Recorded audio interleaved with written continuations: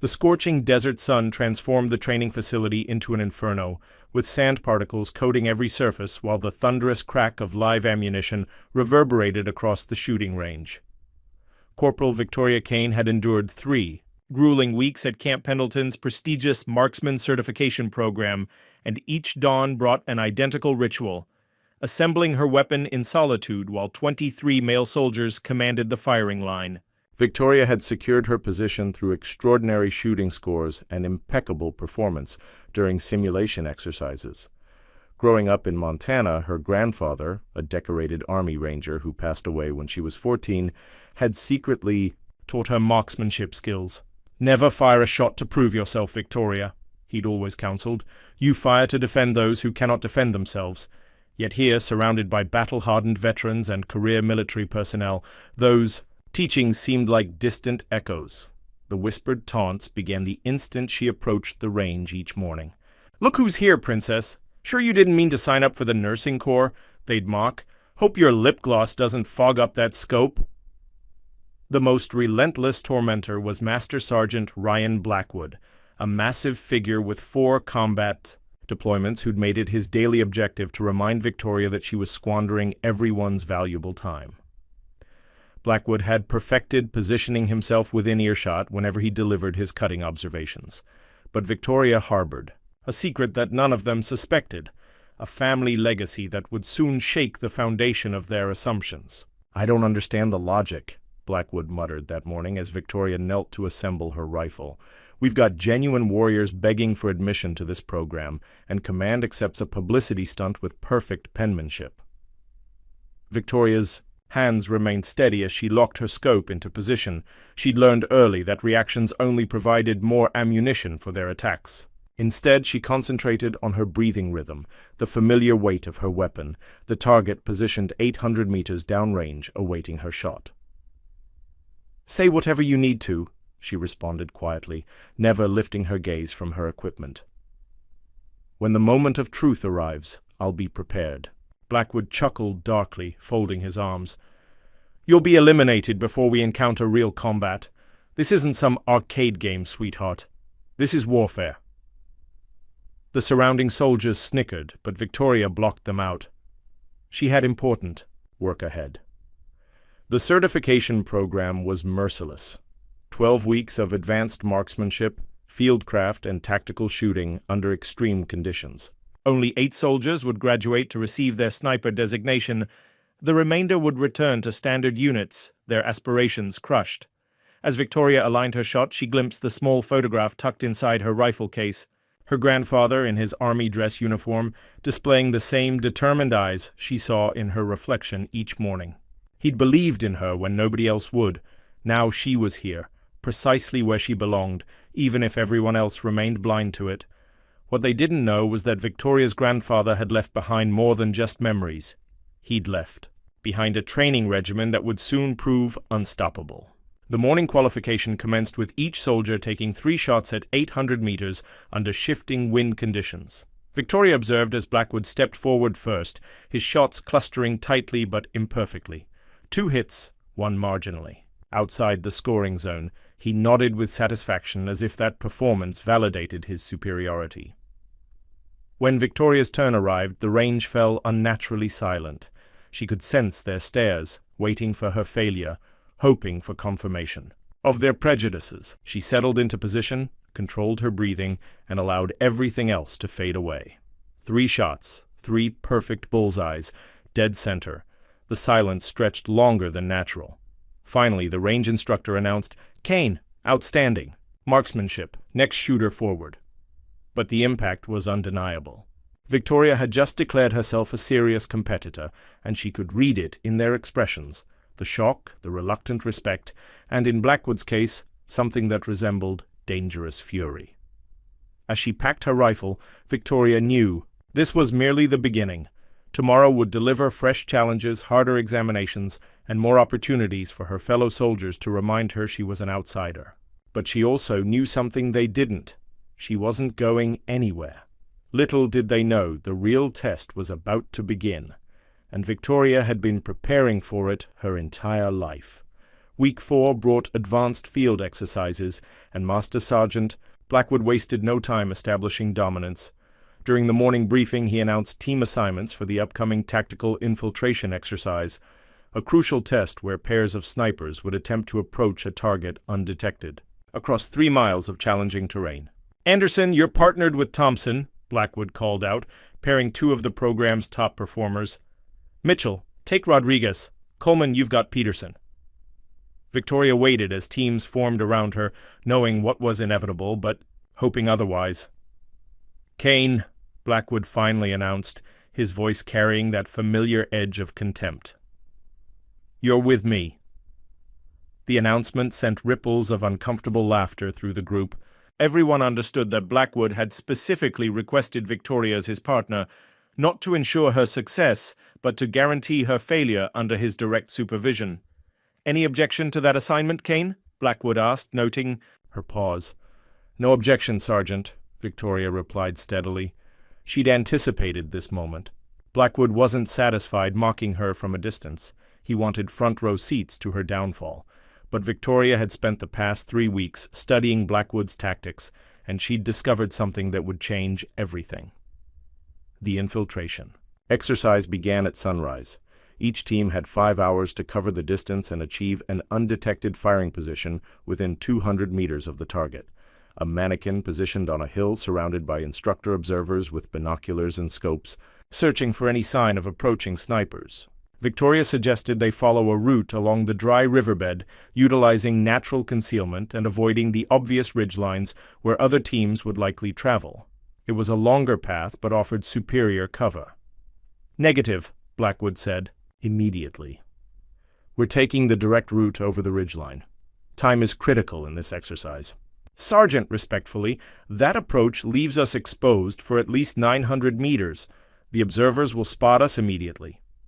Blackwood turned to face her completely, his expression ice cold.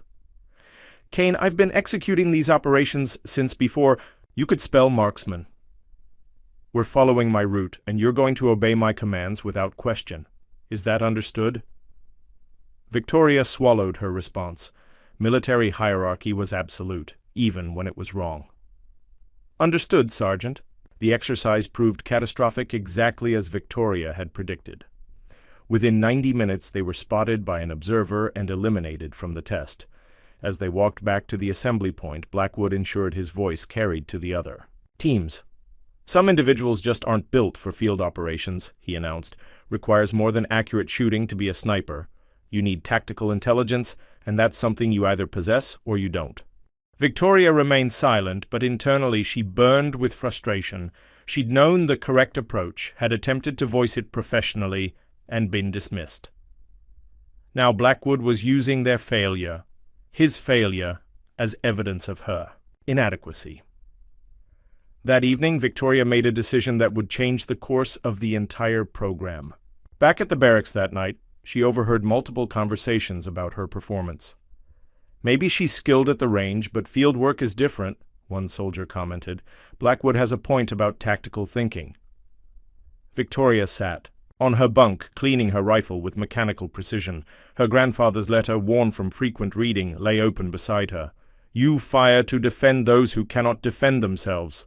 But what happened when the people you were meant to protect wouldn't allow you to help them? She was beginning to understand that this wasn't simply about proving her marksmanship abilities. Blackwood and others like him weren't just testing her capability, they were actively working to undermine it. And tomorrow would bring new opportunities for them to continue their campaign. But Victoria Kane had not traveled this far to surrender now. If they wanted to play games, she'd learn to win at their level, and she had a plan that would expose everything. By week 6, Blackwood had perfected his campaign of systematic undermining. It wasn't just the snide remarks anymore. He'd evolved into something more calculated and dangerous. During equipment inspections, he'd discover microscopic flaws in Victoria's gear that he'd overlook in others. In classroom sessions on ballistics and weather reading, he'd single her out with impossible scenario questions designed to make her stumble. "Kane," he'd call out during a lecture on wind compensation. You've got a 1,300-meter shot, crosswind gusting 15 to 20 mile-an-hour more from the northwest, temperature dropping, humidity rising.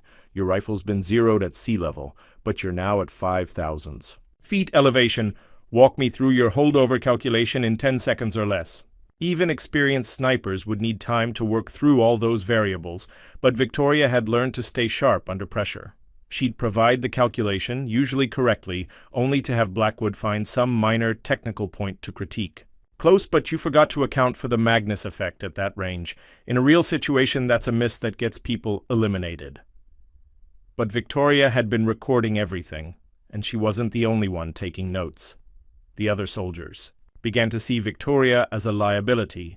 Not because of her actual performance, her shooting scores remained among the highest in the class, but because Blackwood's constant criticism created an atmosphere of doubt around her.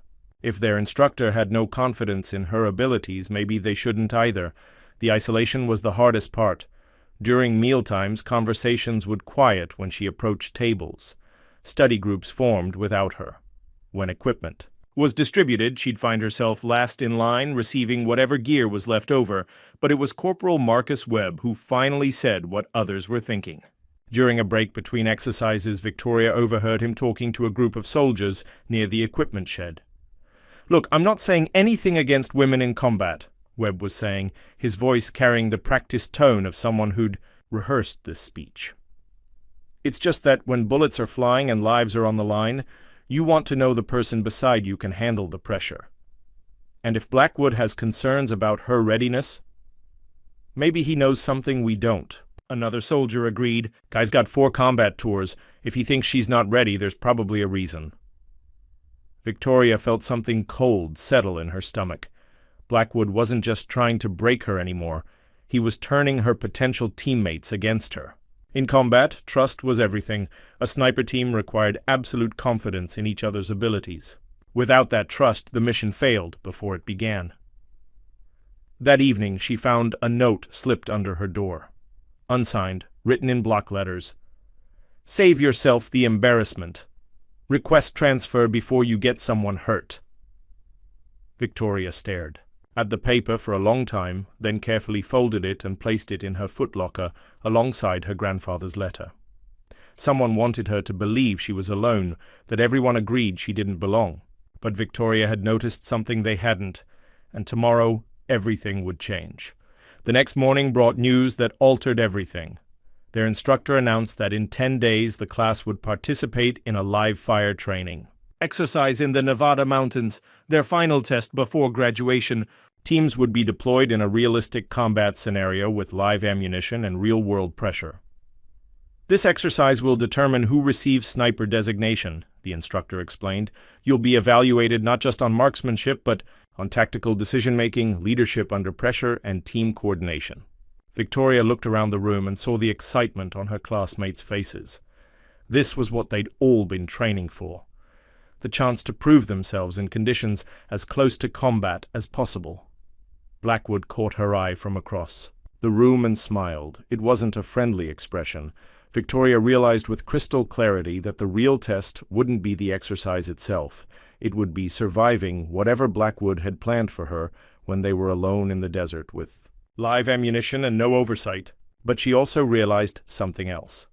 This was her opportunity to reveal the truth she'd been hiding, and to prove that everything they thought they knew about her was wrong. The night before deployment, Victoria sat in the empty equipment room reviewing topographical maps of the training area. The Nevada mountains stretched across 30 square miles of unforgiving terrain, perfect for testing sniper teams under extreme conditions. She'd studied every elevation line, every potential hide site, every approach route. But more importantly, she'd been studying something else entirely. Blackwood found her there at 0100 hours. "Burning the midnight oil cane?" He slid into the seat across from her, his voice carrying that familiar mockery. "Nervous about tomorrow?" "Just preparing, Sergeant." Victoria kept her eyes on the maps, refusing to take the bait. "You know, I've been thinking about team assignments for the exercise." Blackwood leaned back in his chair, studying her. Command's giving me some discretion in how we organize the squads. Victoria looked up. Something in his tone set off alarm bells.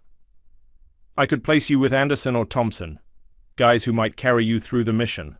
Blackwood's smile was cold. Or I could make sure you're positioned where your performance really matters, where there's no room for mistakes. I don't need anyone to carry me, Sergeant. We'll see about that. Blackwood stood up. Because tomorrow, Kane, you're going to discover what happens when the safety net disappears, when it's just you, your rifle, and the mission. No instructors watching, no safety protocols, no second chances. He paused at the door. Hope you've made peace with your limitations, because in about 12 hours, everyone's going to see exactly what you're made of. After he left, Victoria opened her grandfather's letter one more time. But this time, she read the part she'd never shared with anyone, the part that would change everything. The letter continued. Victoria, if you're reading this, you've probably encountered someone like Sergeant Morrison, my old instructor who tried to break me in Vietnam. He couldn't break me then, and I won't let anyone break you now. Hidden. In your rifle case, behind the foam padding, you'll find something that will remind you who you really are. Use it when the time is right. Your grandfather believed in you. So did your father. And so do I. Grandpa Joe. Victoria had discovered the hidden compartment months ago, but had been saving its contents for the right moment. Inside was her grandfather's original sniper log from Vietnam, documenting over 200 confirmed eliminations and tactical innovations that had never been made public. More importantly, it contained detailed notes on psychological warfare and how to turn an enemy's tactics against them. Tomorrow, in the Nevada mountains, Victoria Kane would stop hiding who she really was. She could request a transfer, medical leave, find some honorable way to disappear before tomorrow's exercise. It would be the smart thing to do, the safe thing. Blackwood would get what he wanted, and she'd be alive to find another path forward. But as Victoria sat in that empty room surrounded by maps of the battlefield where her fate would be decided, she realized something fundamental had changed inside her. The fear was still there, but it was overshadowed by something stronger. A cold, steady determination that burned like forge fire. She wasn't going to run. She wasn't going to give Blackwood the satisfaction of watching her quit, and she wasn't going to let her grandfather's legacy be tainted by her surrender. Tomorrow, Victoria Kane would reveal the truth about her family's military legacy and show them all what a real sniper looked like. The transport helicopters lifted off at dawn, cutting through the cool morning air toward the Nevada training grounds. Victoria sat with perfect posture, rifle case between her boots, watching the desert landscape roll beneath them. Across from her, Blackwood lounged with practiced ease, making jokes with the other soldiers that seemed designed to exclude her. "This is where it gets real, gentlemen," Blackwood announced over the rotor noise. "Time to separate the professionals from the pretenders." Victoria didn't react. She'd spent the flight studying the mission parameters and radio frequencies, memorizing call signs and emergency protocols. While Blackwood played to his audience, she was preparing for war. And she was preparing to reveal a secret that would shatter everything they thought they knew about her. The exercise scenario was complex. Multiple teams would infiltrate a 30-square-mile area to locate and secure intelligence packages, then extract to designated pickup zones. They'd be using modified ammunition with digital sensors for hit, registration, but everything else was real. The terrain, the pressure, the consequences of failure. Victoria found herself assigned to Alpha Team under Blackwood's leadership, exactly as he'd promised. The team included Webb, Thompson, and 2 other soldiers she barely knew. As they geared up at the landing zone, Blackwood made the dynamic clear. "Kane, you're on communications," he ordered. "Monitor radio traffic and keep your mouth shut. Let the real operators handle the shooting." Victoria nodded without argument. She'd expected this. Blackwood wanted her relegated to the least important role, set up to fail when her limited responsibilities proved insufficient. But Victoria had studied the mission terrain extensively, and she knew something Blackwood didn't. Communications would give her access to intelligence from all teams across the entire operation. 6 hours into the operation, Alpha Team had successfully located their intelligence package, an encrypted drive secured to a communications array deep in the mountain system. They were making excellent time toward the extraction point when Victoria's radio crackled with an emergency transmission. "Control to all units, Code Black. Real hostiles in the area. This is not a drill." The team froze. Blackwood grabbed his radio. "Say again, Control." "Exercise terminated. Armed mercenaries have breached the perimeter. Live weapons. Repeat. Live threat. Engage only if necessary. New extraction coordinates grid Foxtrot 9. Blackwood cursed under his breath. "Real guns, real bullets, outstanding." That's when the first shot cracked from the mountain ridge above them, and that's when Victoria Kane finally revealed who she really was. Victoria hit the ground before the others even processed what was happening, but instead of seeking cover, she was already moving, fluid, precise, deadly. Her training kicked in automatically. Not the training from this program, but the training her grandfather had given her since childhood. While the team scrambled for cover, Victoria was already scanning the ridgeline through her scope. She'd identified the shooter's position in seconds, something that should have taken minutes. "Sniper!" someone shouted. "Ridgeline, 11! O'clock!" A second shot struck the rock near Blackwood's head. Webb screamed. He'd been grazed across the shoulder. They were pinned, exposed, and outgunned. Victoria found the shooter's position 600 meters up the ridge, partially concealed behind brush.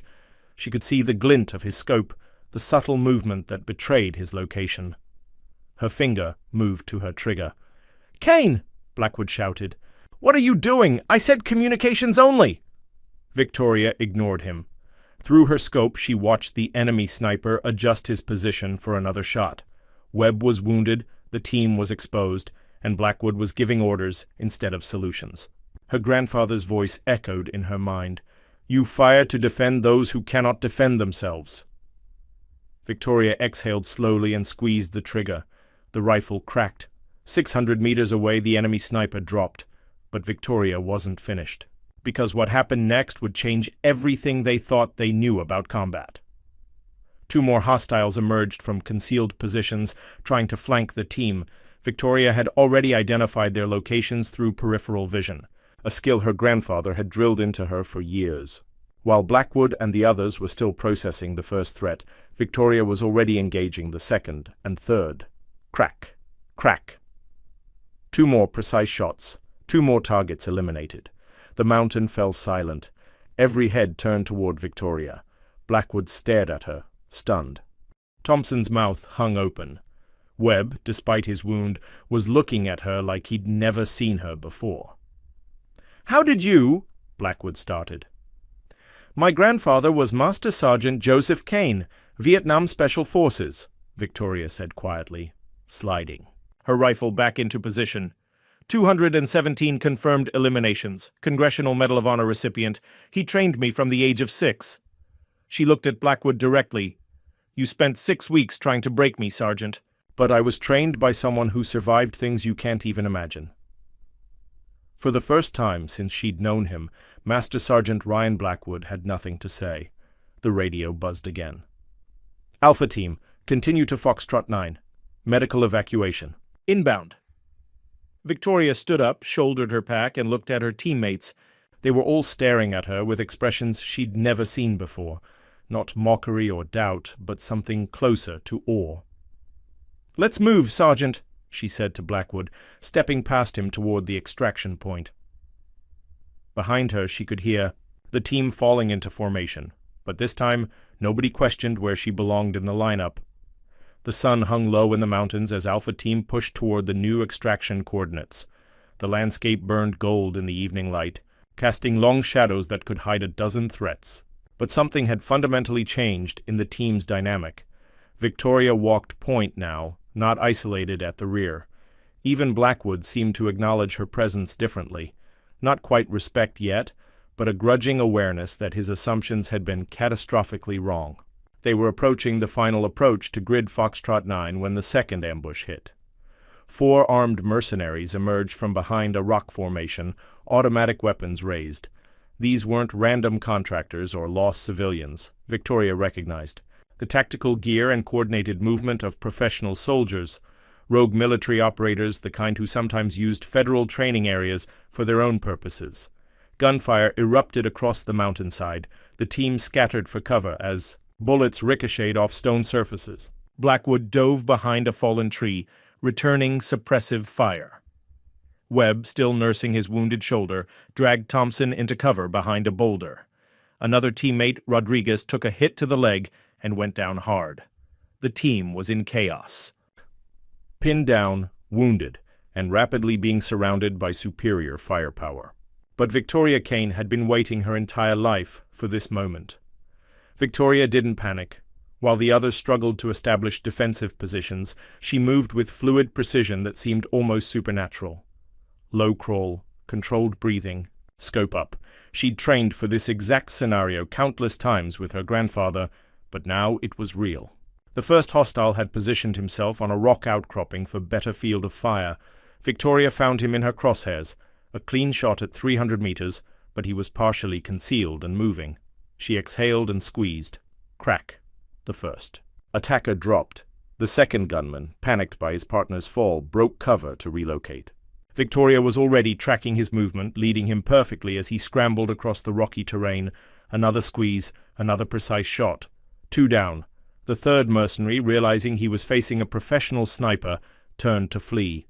Blackwood raised his rifle and fired wildly, missing by yards.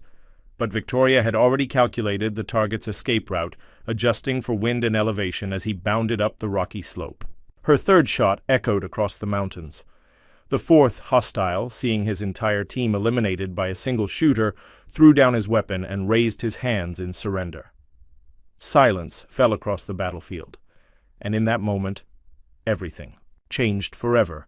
The team gathered near the extraction point, hearts pounding and uniforms soaked with sweat. Webb was applying pressure to Rodriguez's leg wound, while Thompson checked the area for additional threats, but all eyes eventually turned to Victoria. Blackwood approached slowly, his helmet in his hands.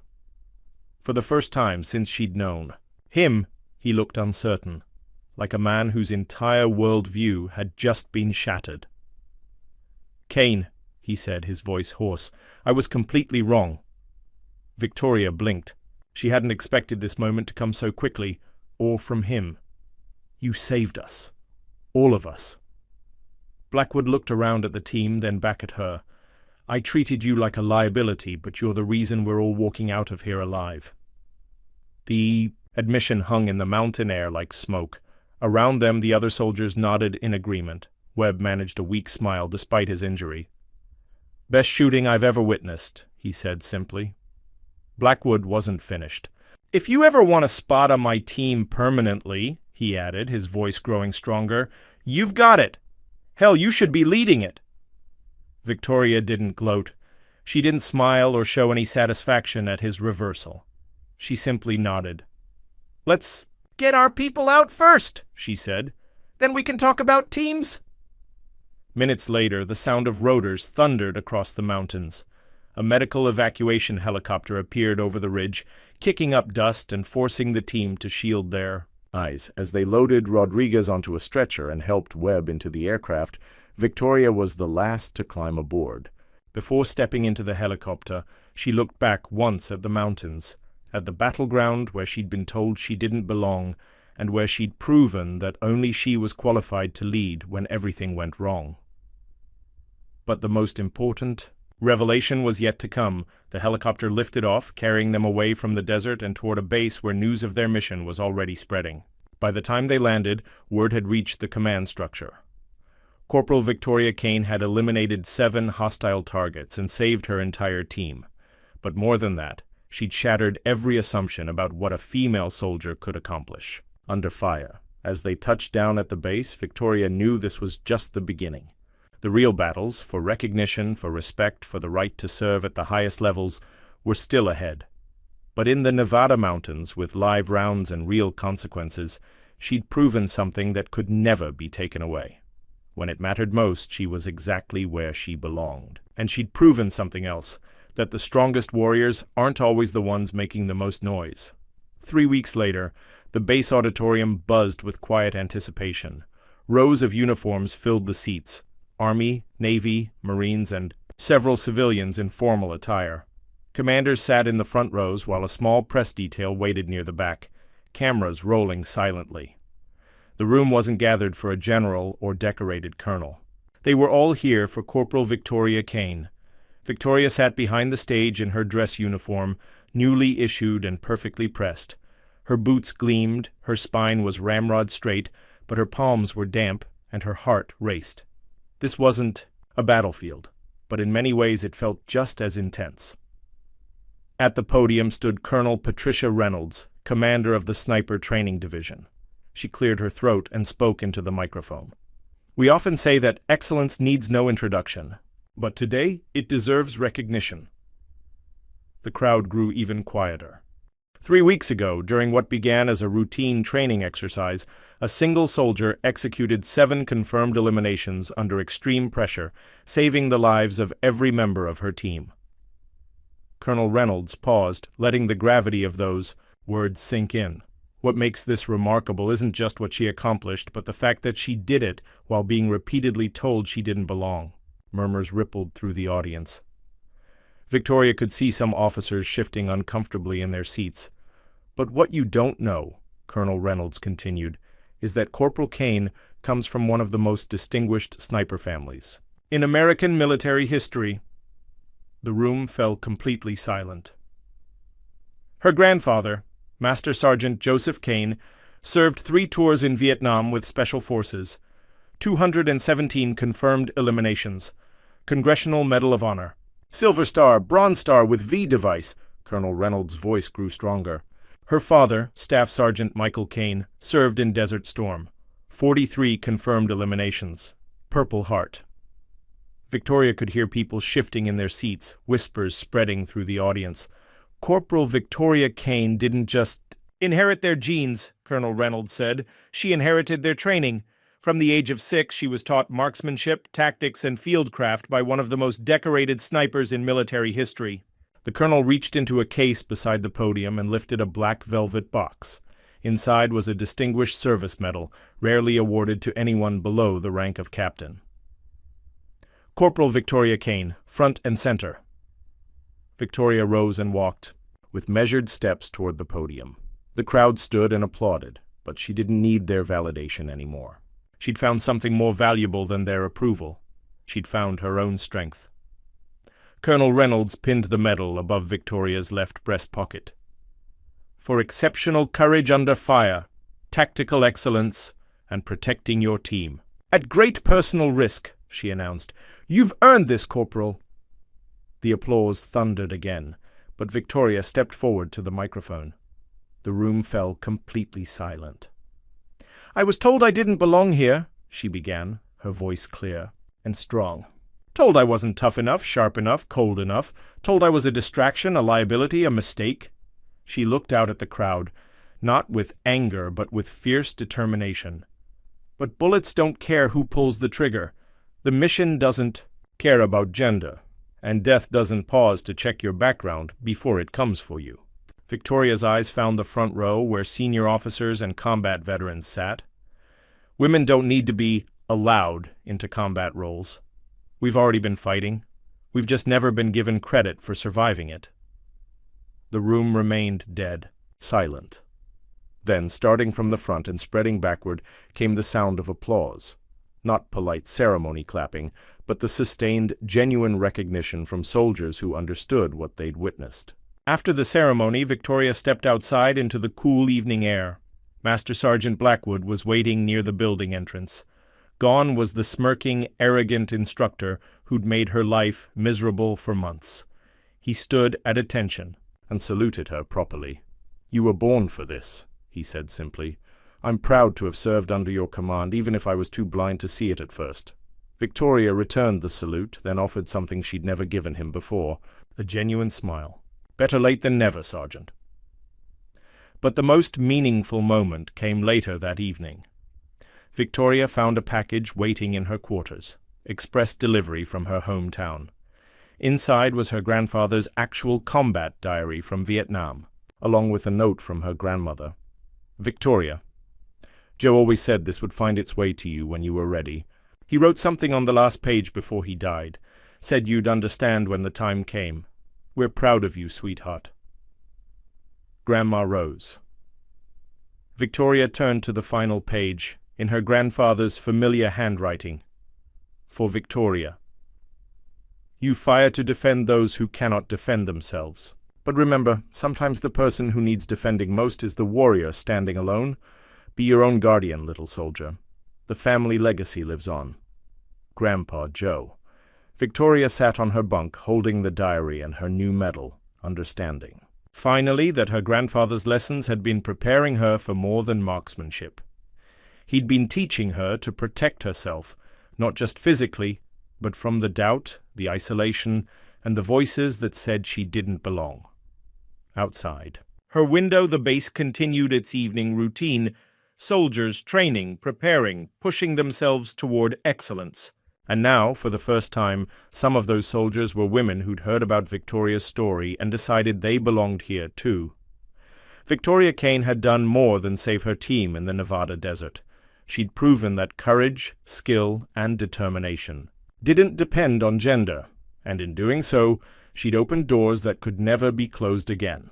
2 months later, Victoria lay prone on a rocky ledge somewhere in the mountains of Eastern Europe. The air was thin and cold, her breath forming small clouds in the darkness. Below her, nestled in a valley, was a compound crawling with hostile operatives, the kind who disappeared entire families without leaving traces. Behind her, scattered across the ridgeline, were 6 other elite snipers. 3 of them were women. One was a rookie who'd grown up watching Victoria's medal ceremony online and decided she wanted to serve. They called themselves Ghost Squadron, an experimental special operations unit assembled under Victoria's command. Nobody questioned her authority anymore, not after her record, not after her proven leadership under fire. Victoria adjusted her scope and gave a silent signal. The team moved into final position.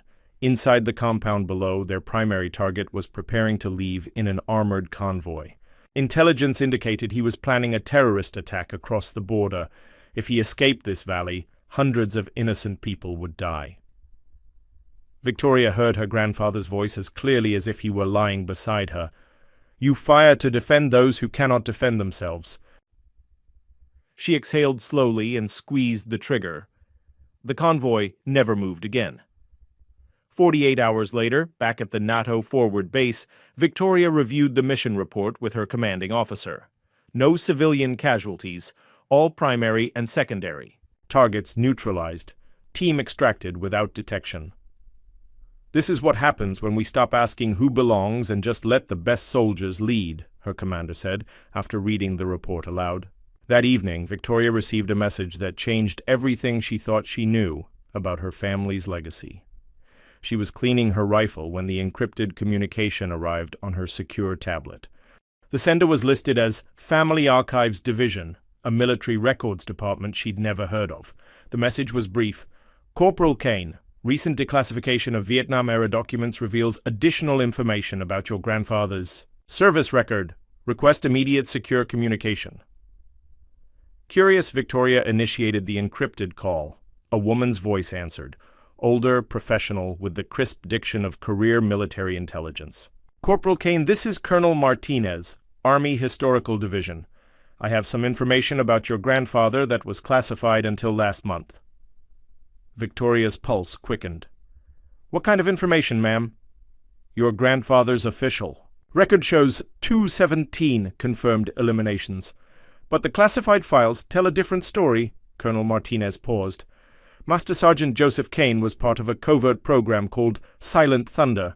His actual confirmed elimination count was over 400. He was one of only 3 snipers in American history to achieve that number." Victoria's hands trembled slightly. Why was it classified? Because Silent Thunder involved operations that officially never happened. Your grandfather didn't just serve in Vietnam, Corporal. He served in Cambodia, Laos, and several other locations that remain classified even today. The colonel continued, "But there's more. The program didn't end with Vietnam. It evolved, continued through subsequent conflicts. And according to these files, your grandfather recommended you for recruitment before his death." Victoria's blood ran cold. Recommended me for what? For the next generation of Silent Thunder operatives, your performance in Nevada wasn't just noticed by your immediate command corporal, it was noticed by people whose names don't appear on any organizational charts. Colonel Martinez's voice grew quieter. Your grandfather left detailed training notes, psychological profiles, and tactical assessments. He believed you had the potential to exceed even his capabilities. Based on your recent performance, we're inclined to agree. Victoria stared at her rifle, understanding suddenly that her entire military career had been leading to this moment. What are you asking me to do? Nothing you're not already doing, Corporal. Leading elite teams, eliminating high-value targets, protecting innocent lives. The only difference would be the scope of your operations and the level of resources at your disposal. The offer hung in the air like a loaded weapon. I need time to think about this, Victoria said finally. Of course. But Corporal Kane? Colonel Martinez's voice carried a note of urgency. The world is getting more dangerous. We need soldiers like you, soldiers like your grandfather, to handle threats that conventional forces can't address. The family legacy doesn't have to end with you, it can evolve. After the call ended, Victoria sat alone in her quarters, processing what she'd learned. Her grandfather hadn't just been a decorated sniper, he'd been part of something bigger, something that still existed in the shadows of military intelligence. She thought about the women who'd joined her unit after hearing her story, about the barriers she'd broken, about the lives she'd already saved. Then she thought about the threats that existed beyond conventional warfare, the kind that required operators who could work outside normal channels. 3 days later, Victoria made her decision. She walked into Colonel Martinez's secure office. At an undisclosed location, wearing civilian clothes and carrying only her grandfather's combat diary. I have conditions, Victoria said without preamble. Colonel Martinez nodded. We expected you would. First, I keep my current team. They've proven themselves, and I trust them completely. Agreed. Second, any operations involving civilian populations require my approval. I won't be part of anything that puts innocent lives at risk. Understood. Third, this doesn't end with me. We establish a training program for the next generation, women and men who can carry this forward. Colonel Martinez smiled. Your grandfather would be proud. Those were exactly the conditions he proposed in 1975. Victoria opened the combat diary to the final page and read her grandfather's words one more time. Be your own guardian, little soldier. The family legacy lives on. She looked up at Colonel Martinez. When do we start? 6 months later, in a location that appeared on no maps, Victoria Kane stood before a group of 12 elite soldiers. 6 women, 6 men, all volunteers from special operations units around the world. They'd come because they'd heard about Ghost Squadron, about the woman who'd revolutionized modern sniper tactics, about the opportunity to join something legendary. You're here because someone told you that you had potential, Victoria began, her voice carrying across the training facility. But potential means nothing without purpose. We don't exist to prove points or break barriers. We exist to eliminate threats that no one else can handle. She gestured to the targets downrange, some at 800 meters, others at 1,200 meters, all barely visible to the naked eye. My grandfather taught me that you fire to defend those who cannot defend themselves. Today I'm going to teach you something. Sometimes the people who need defending most are the ones standing right beside you. Victoria raised her rifle, aligned her shot, and squeezed the trigger. 2,000 meters away, the target dropped with mechanical precision. Welcome to Silent Thunder. 1 year later, international news outlets reported a series of mysterious incidents. Around the world, a terrorist cell in Southeast Asia suddenly went dark. A human trafficking operation in Eastern Europe was dismantled overnight. A weapons dealer in the Middle East simply disappeared, leaving behind only empty compounds and confused associates.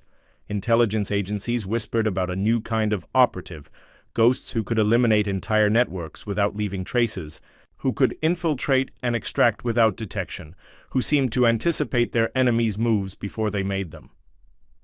But Victoria Kane's name never appeared in any reports. Her face never graced any magazines. Her story was told only in whispered conversations between soldiers who knew that somewhere out there, a woman and her team were making the world safer, one precise shot at a time. Late at night, in her private quarters at the classified facility, Victoria would read her grandfather's diary and smile. She'd surpassed his elimination count months ago, but more importantly, she'd built something that would outlast them both. On her desk sat a photograph of her newest recruits, 12 young soldiers whose backgrounds would never be revealed, whose names would never be known, but whose skills would protect innocent lives for decades to come. The family legacy hadn't just survived, it had evolved into something far greater than one person's story. Victoria Kane had started as a woman trying to prove she belonged in a man's world. She'd ended up creating a new world entirely, where the only qualification that mattered was the ability to protect those who couldn't protect themselves. And in the shadows of that world, the next generation of Silent Thunder operatives was already preparing for missions that hadn't been imagined. Yet carrying forward a legacy that would never end, because some stories don't conclude, they just inspire the beginning of even greater ones. If you enjoyed this story of determination and hidden legacy, don't forget to hit that subscribe button and become part of our everyday life stories. Community, where are you watching from? Drop a comment below. We love hearing from our amazing viewers around the world, and let us know what kind of inspiring stories you'd like to see next.